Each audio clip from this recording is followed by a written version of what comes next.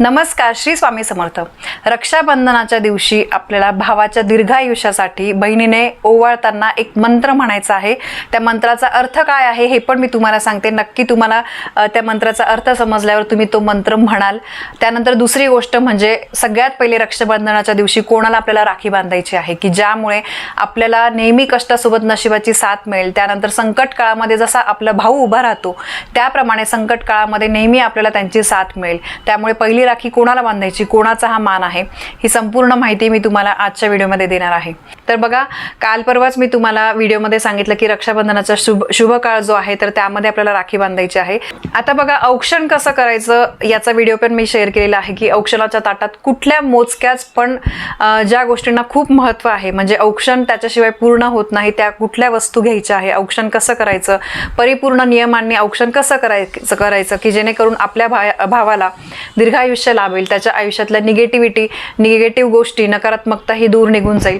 तर याचा व्हिडिओ मी तुमच्यासोबत शेअर केलेला आहे की औक्षण कसं करायचं।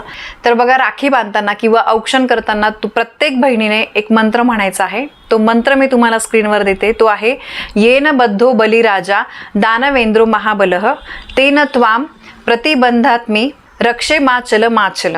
याचा अर्थ असा आहे, ज्या रक्षासूत्राने महाबली राजा बलीला बांधले गेले होते त्याच पवित्र धाग्याने मी तुझी रक्षा करीत आहे। हे रक्षासूत्र तुला सदैव रक्षण देव। तर असा त्याचा अर्थ आहे। म्हणजे आपण भावाच्या हातामध्ये मनगटावर आपण रक्षासूत्र बांधत असतो। त्यामुळे बघा, राखी पण अगदी व्यवस्थित नियमांनी घ्या, कारण ते एक रक्षासूत्र असतं। आजकाल आपण फॅशन वगैरे जास्त बघतो, पण मग काही गोष्टींकडे लक्ष देत नाही। तर छान लाल, केशरी वगैरे अशा रंगाची तुम्ही राखी घ्या ज्याच्यावर काहीतरी शुभचिन्ह असतील, ओम असेल, स्वस्तिक असेल, तर अशा प्रकारे। यानंतर दुसरी गोष्ट म्हणजे सगळ्यात पहिले रक्षाबंधनाच्या दिवशी राखी कोणाला बांधायची आहे, तर बघा, आपल्याला भावाला तर बांधायचीच आहे, पण कधी कधी समजा आपला भाऊ परदेशी राहतो, लांब कुठे राहतो, किंवा भाऊच नसेल आपल्याला, तर आपण काय करायचंय, किंवा भाऊ असला तरी पहिला मान राखीचा यांचाच असतो। तर ते कोणाचं आहे बघा, प्रभू श्रीरामांनी मारुतीला असं वरदान दिलं होतं की या कलियुगामध्ये जी व्यक्ती तुझं मनापासून भक्ती करेल त्या व्यक्तीला कोणतीही अडचण आली तरी त्यांच्या तू मदतीला जाशील। त्यामुळे सध्याच्या कलियुगामध्ये सर्वात जागृत देवतांपैकी मारुती जे आहे ते सगळ्यात जागृत देवता आहे, मारुती। तर मारुतीचं मंदिर बघा, तुम्ही बऱ्याच ठिकाणी बघितलं असेल। त्यामुळे रक्षाबंधनाच्या दिवशी आपल्याला मारुतीरायांच्या मंदिरामध्ये जाऊन आपल्याला एक रक्षासूत्र किंवा आपण जो लाल पिवळा धागा बांधतो तर ते सुद्धा तुम्ही अर्पण करू शकतात। कारण याला खूप जर प्रत्येक महिलेने हे अर्पण केलं तर कुठल्याही संकटकाळी, वाईट काळामध्ये मारुतीराया जे आहे ते तिच्या पाठीशी उभे राहतील आणि त्या अडचणीतून, दुःखातून मार्ग काढण्यासाठी त्या महिलेला ताकद मिळेल।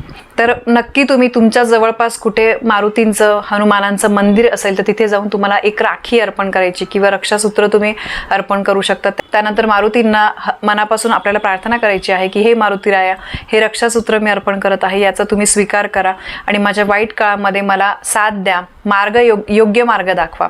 मनापासून अशी प्रार्थना करायची आहे। कुठलाही उपाय तुम्ही मनापासून जितका कराल तितका तुम्हाला फायदा होईल। आणि अजून महत्त्वाची गोष्ट म्हणजे तुम्हाला आपल्या स्वामींना राखी अर्पण करायची आहे। तुमच्या घराजवळ, तुमच्या गावामध्ये जवळपास कुठे स्वामींचा मठ असेल, स्वामींचं केंद्र असेल, तिथे तुम्ही जा, तिथे तुम्ही राखी अर्पण करा। किंवा तुम्ही तुमच्या देवघरामध्ये स्वामींचा फोटो आहे किंवा स्वामींची मूर्ती आहे तर त्या ठिकाणी आपल्याला राखी अर्पण करायची आहे। ज्यावेळी तुम्ही संकटामध्ये असतात अशा वेळी बघा, तुम्हाला जे जवळचे असतात तर ते सुद्धा साथ देत नाही, पण आपल्या स्वामींची जर तुम्ही वेळोवेळी सेवा केली, असे काही छोटे छोटे उपाय केले, सेवा केल्यानंतर ते नेहमी आपल्याला कामी पडतात। भिवू नकोस, मी तुझ्या पाठीशी आहे, हे आपल्या स्वामींचं वाक्य आहे।